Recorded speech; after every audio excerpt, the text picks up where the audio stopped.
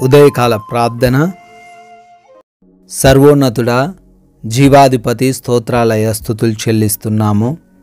గతించిన రాత్రి అంతను కూడా మీ యొక్క ఉన్నతమైన కాపుదల కంచె దయచేశారు.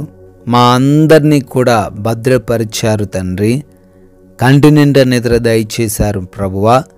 ఈ ఉదయకాలంలో మేమందరము కూడా మీ పాద సన్నిధిన సజీవులంగా చేరి మిమ్మల్ని స్తుతించుకునే, మీ నామాన్ని గణపరుచుకునే అవకాశం దయచేసినందుకు కృతజ్ఞత అర్పణలను చెల్లిస్తున్నాం తండ్రి.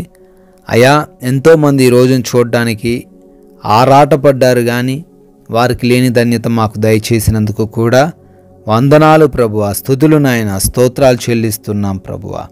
కీర్తనల గ్రంథం 28:7 ద్వారా భక్తుడు చెబుతున్న రీతిగా, నా హృదయము ఆయన యందు నమ్మిక ఉంచెను గనుక నాకు సహాయము కలిగెను అని అంటున్నాడు తండ్రి.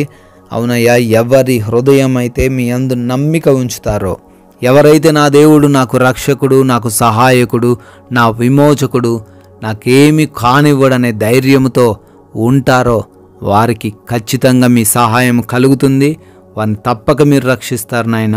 ఈ ఉదయకాలంలో ఈ ప్రార్థనలో ఏకీభవిస్తున్నటువంటి ప్రతి బిడ్డ జీవితంలో ఈ మాటలను స్థిరపరచండి.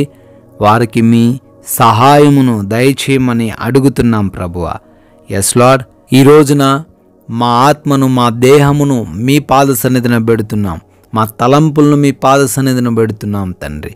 మీకు విరోధంగా, మీకు ఆయాసకరంగా, మీ నామానికి అవమానం తెచ్చే విధంగా మేము ఏ నిర్ణయాలు తీసుకొనకుండా, ఏ మార్గంలో ప్రయాణించకుండా, ఎటువంటి చెడు స్నేహాలు కలిగి లేకుండా తండ్రి మీరే మాకు జ్ఞానమిచ్చి నడిపించండి తండ్రి.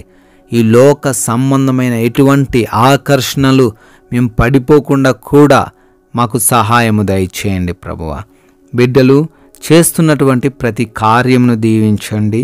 వారి యొక్క ప్రతి పనిలో నూరంతలుగా ఫలించే శక్తిని అనుగ్రహించండి. జ్ఞానము దయచేయండి, బలమును దయచేయండి, తెలివితేటలను దయచేయండి తండ్రి.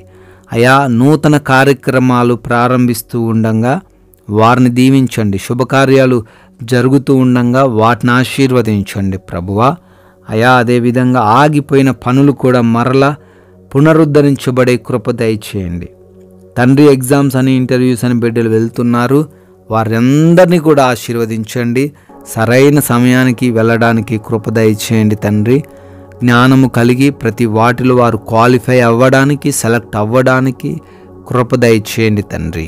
అదేవిధంగా ప్రయాణాలను కూడా దీవించమని, ప్రతి ప్రయాణమును క్షేమకరమైన ప్రయాణముగా మార్చమని అడుగుతున్నాము.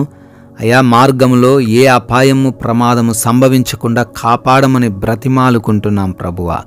అయా, అదేవిధంగా ఎవరైతే హాస్పిటల్స్కి వెళ్తున్నారో వారి రిపోర్ట్స్, వారి డెలివరీస్, వారి ఆపరేషన్స్ అన్నిట్లో కూడా మీరు సహాయం దయచేయండి తండ్రి. అదేవిధంగా నాయన, గృహములలో బిడ్డలు ఒంటరిగా ఉంటున్నారు, వారిని ఏ దుష్టుడు తాకకుండా మీరే భద్రపరచమని అడుగుతున్నాం ప్రభువా.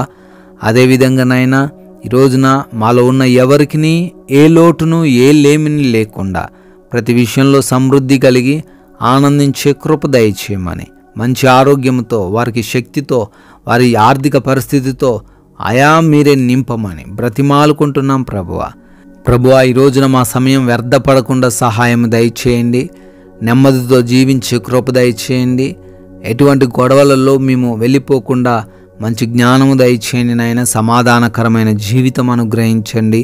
ఈ కృపను బట్టి, మీరు చూపించిన దయను బట్టి మరొక నూతన సంవత్సరంలోకి ప్రవేశించి బర్త్డేలు, యానివర్సరీలు సెలబ్రేట్ చేసుకుంటున్నారు. దీవించండి అయ్యా, ఆశీర్వదించండి అయా. మేమందరము కూడా కొందరికైనాను మీ యొక్క నామాన్ని ఘనముగా ప్రకటించే స్వార్థికులుగా, రాజ్య వ్యాప్తిలో పాలిభాగస్తులుగా మా అందరినీ నిలవబెట్టుకోమని ప్రేమ కలిగిన యేసుక్రీస్తు వారి నామంలో ఈ ప్రార్థన అడుగుతున్నాం తండ్రి. ఆమెన్.